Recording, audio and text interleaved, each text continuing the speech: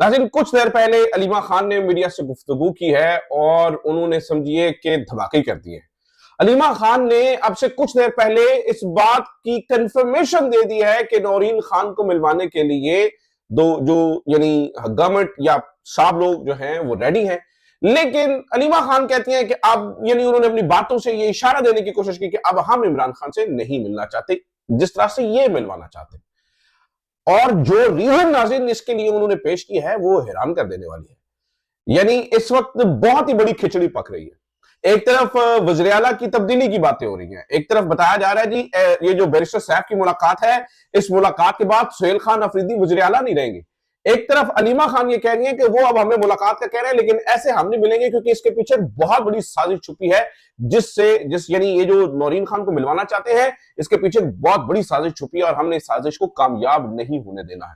तो ये क्या खिचड़ी पक रही है? ये दोनों खबरें एक दूसरे से बिल्कुल जो है ना वो एक ही सिक्के के समझ लीजिए कि दोनों हिस्से हैं, दोनों रुख हैं।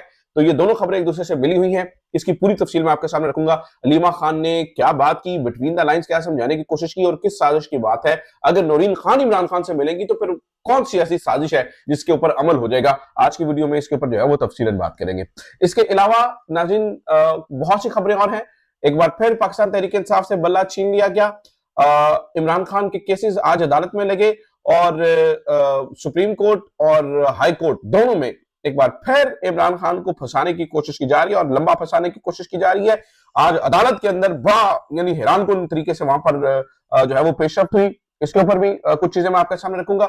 कश्मीर के लोगों के ऊपर इस वक्त क्या बीत रही है, ऑपोजिशन के लोगों को यानी पाकिस्तान के जो ऑपोजिशन के लोग हैं, खास तौर पर महमूद खान अचक, जयलामा राजा, नासिर अब्बास, शाहिद खाकान अब्बासी, ये सारे लोग जो है वो आज कश्मीर के लोगों से मुलाकात करने जाते थे। उन्हें रास्ते में कोहटा में क्यों रोका गया और फिर वहां पर क्या हुआ, इसके ऊपर बात करेंगे। डीपीओ कसूर का जी बड़ा आफ्ताब फल्लरवान का जो है ना वो इस वक्त तहरीक इस्तेहकाक कमेटी में आज बुलाकर उनकी जो है ना वो काफी इन्होंने ठुकाई करने की कोशिश किया। ये सैयद अली हैदर गिलानी और आफ्ताब फल्लरवान का आपस में क्या मामला है, इसके ऊपर भी मैं आपके सामने कुछ चीजें रखूंगा। तो यानी खबरें काफी सारी हैं।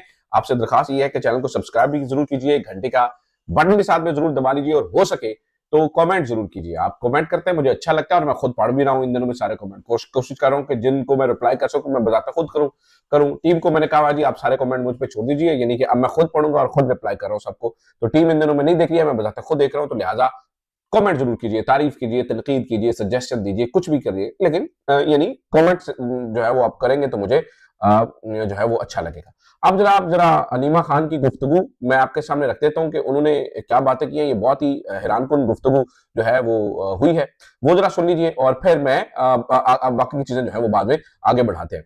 लेकिन आज हुआ ये कि अलीमा खान और यानी हुआ ये था, इसका बैकग्राउंड ये है कि कुछ दिन पहले खबर आई थी कि नौरीन खान को मुलाकात के लिए उन्होंने कहा कि अब नौरीन खान की मुलाकात हो सकती है इमरान खान की बहनों में से। और फिर ये पूछा गया नौरीन खान से, अलीमा खान उस वक्त साथ खड़ी थी तो उन्होंने तरदीद कर दी थी। आज बजाते खुद इस बात को मान लिया गया है। यानी ये पूरी गुफ्तगू क्या है वो मैं आपके सामने रख देता हूँ। लंबी चौड़ी गुफ्तगू अलीमा खान ने की है और ये पर्टिकुलरली ये मामला क्या है ये भी मैं आपके सामने रख देता हूँ। अब हुआ ये क्या है, वो कहते हैं सॉरी मेरा चश्मा जो है वो टूट गया है और मैंने वो यहाँ इन मुल्कों के अंदर फौरी तौर पर चीजें नहीं मिलती, आपको पहले अपॉइंटमेंट लेनी पड़ती है, फिर देना पड़ता है और फिर वो यानी ऑर्डर बन के आपके पास पहुंचता है। तो कुछ दिन आपने मुझे बर्दाश्त करना है जब तक मेरा नया चश्मा बन के आता नहीं है। पाकिस्तान की तरह तो नहीं है, यूं गए और यूं बना के वापस आ गए, तो मैं स्ट्रगल करूंगा पढ़ने में, थोड़ी सी दिक्कत हो सकती है, लेकिन आप प्लीज इस बात को जो है वो माइंड ना कीजिएगा।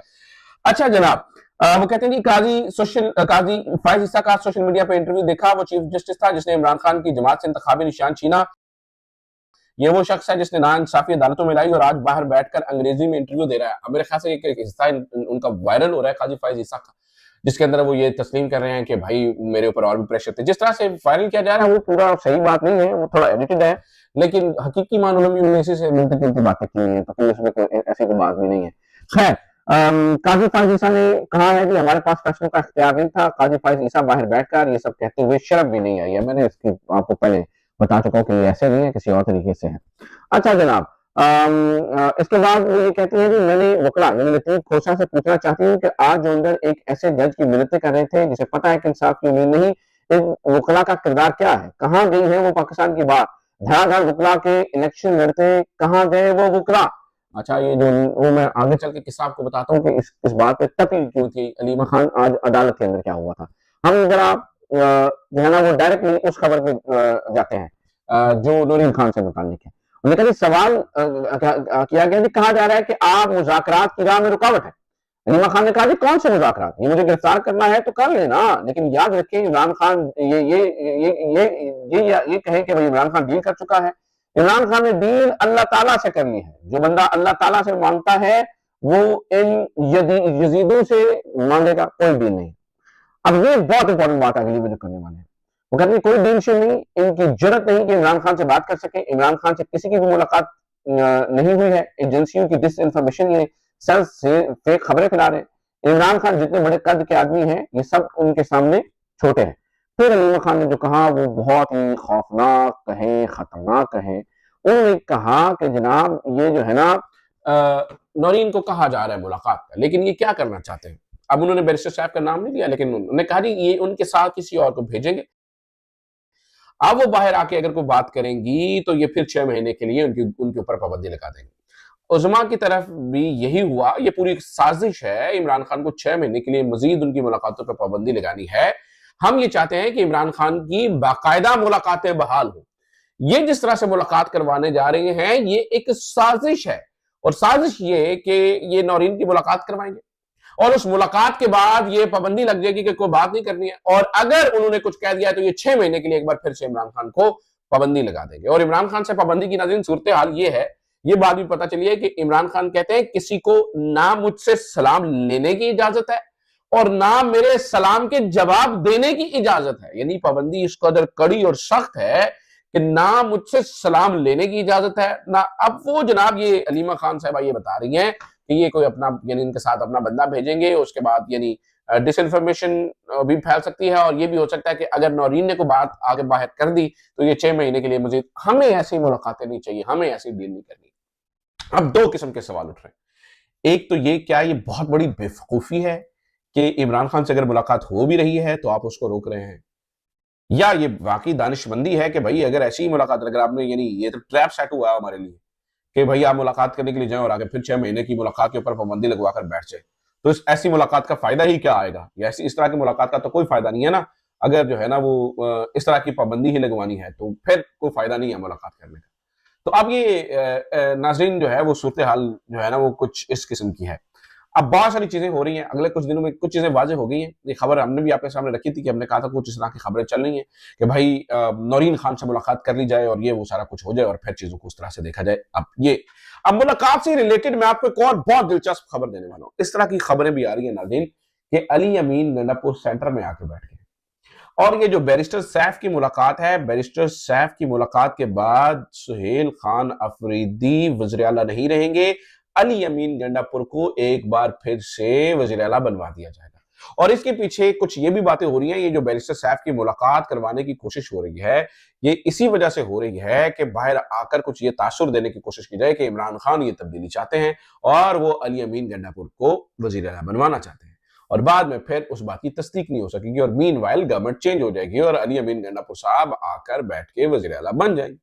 अब अगर तो ये नाज़रीन ये भी एक साजिश है, तो ये नाज़रीन बहुत ही गंदी और घटिया एक साजिश तैयार हो रही है, और इस पूरे मामले के अंदर यकीनी तौर पर अगले कुछ दिनों के अंदर मजीद कुछ हकायक और सच्चाइयां सामने आएंगी। लेकिन अभी तक तो कुछ इस तरह की बातें पता चल रही हैं कि शायद ये भी एक कहानी चल रही है। जबकि दूसरी तरफ काउंटर आर्गुमेंट ये है इसका कि भाई ये भी कहा जा रहा है कि असल में पीटीआई के अपने ही कुछ लोग नहीं चाहते हैं कि भाई बैरिस्टर सैफ मुलाकात करें, क्योंकि बात यह है कि ये कोई तरीकाकार नहीं है। आप मनपसंद के बंदे चुने और मनपसंद, क्योंकि कुछ तरीके इंसाफ के असद हमारे जो दोस्त हैं भाई हैं असदुल्ला खान, उन्होंने ये स्टोरी किया कि 4 किस्म के ग्रुप तहरीक इंसाफ में है, 2 मुख्तलिफ धड़ों से, एस्टेब्लिशमेंट के 2 मुख्तलिफ धड़ों से 2 ग्रुप अटैच हैं। एक धड़ा मोहसिन नकवी से और एक धड़ा गवर्नमेंट से। अटैच से मुराद बातचीत के जरिए, यानी बातचीत कर रहे हैं इमरान खान को रिलीफ देने के लिए।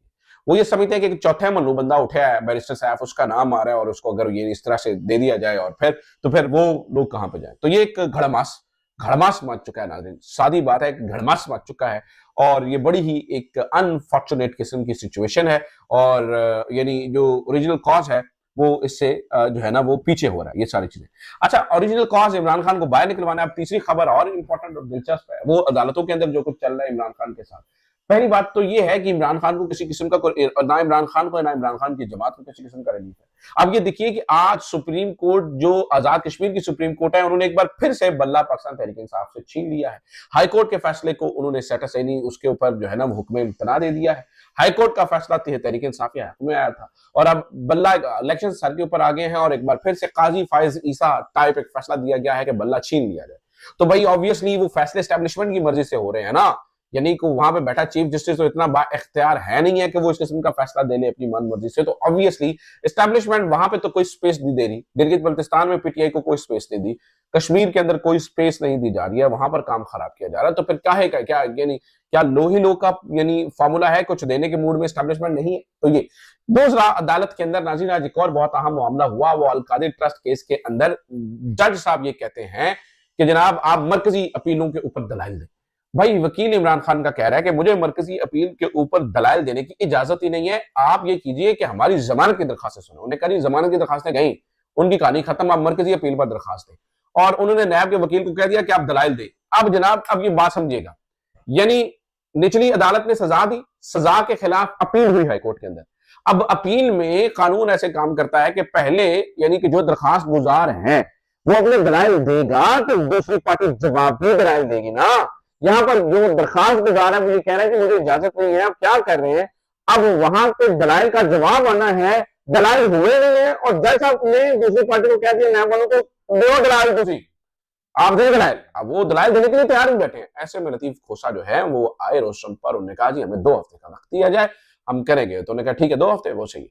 अब इस बात पे जो मैंने आपको शुरू में बताया ना कि अलीमा खान तपी हुई थी कि भाई ये क्या अंदर जो जज की मिन्नतें कर रहे थे और दिस एंड दैट, तो वो इस वजह से वो कह रही थी कि भैया अब वो 2 हफ्ते कटा।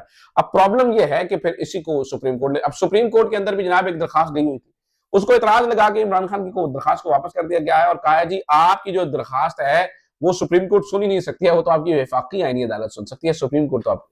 यानी नाजरीन आप चीफ जस्टिस याहिया अफरीदी साहब को देखिए, उनकी हठधर्मी को देखिए, उनकी बेबसी को देखिए, और लफ्ज में और भी बड़े सख्त कहना चाहता हूं कि उनकी बेदिली को देखिए, उनके मुर्दा ज़मीर को देखिए कि उन्होंने अदालतों की कैसे जई तई फेर दी। और वो कह रहे हैं जी वफाकी आईनी अदालत के अंदर आप जाएं इमरान खान के केस लेकर। तो ये अब एक कहानी वहां पर भी जो है वो चली है। तो अदालतों से नाज़रीन राइट नो अगर आप मुझसे पूछे तो इमरान खान को कोई रिलीफ नहीं दिया जा रहा।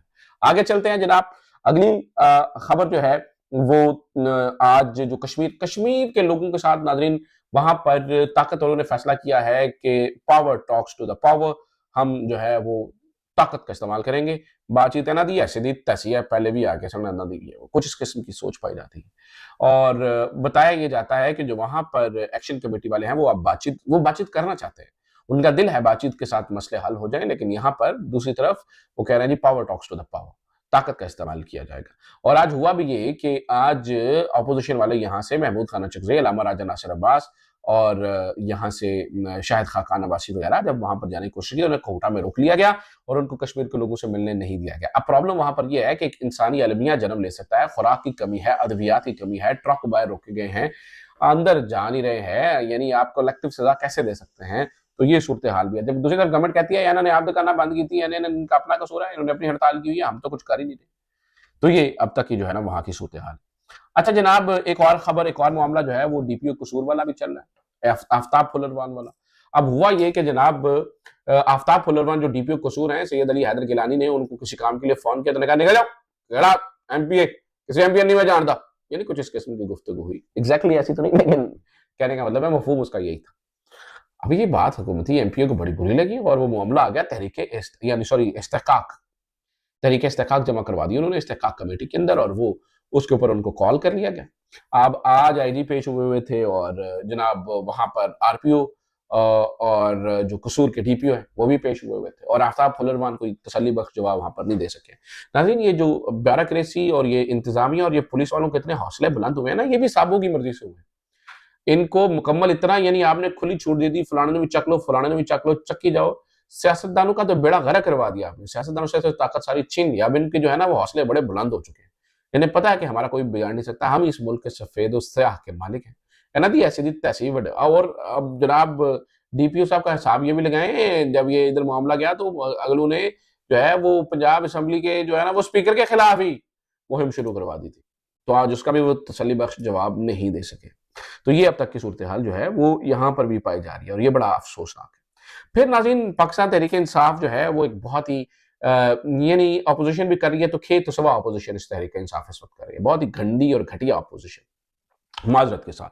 अब वो जो बिल पास हुआ है, यानी पास तो नहीं, यानी जो बिल आया है नया, ये जो आप किसी की जो है ना वो ऑनलाइन प्रेजेंस को खत्म कर देंगे बैंकों के और साथ से मुंजमद और अकाउंट्स। अब आप अफसोस का मकाम और अफसोस की बात देखिए, हमारी यानी अपोजिशन को यानी तहरीक इंसाफ को पता ही क्या खरीदा, ये जब डॉन में आर्टिकल छपा था उनको पता लगा ओया की हो गया, ओया की हो गया। इसी तरह से कौमी असम्बली के अंदर भी ये जो ये खम्बो शंबू वाला मामला था, उसके अंदर भी इन्हें कख पता नहीं चला, वो भी मामला मीडिया पे हाईलाइट हुआ तो उनको अंदाजा हुआ कि ऐ की हो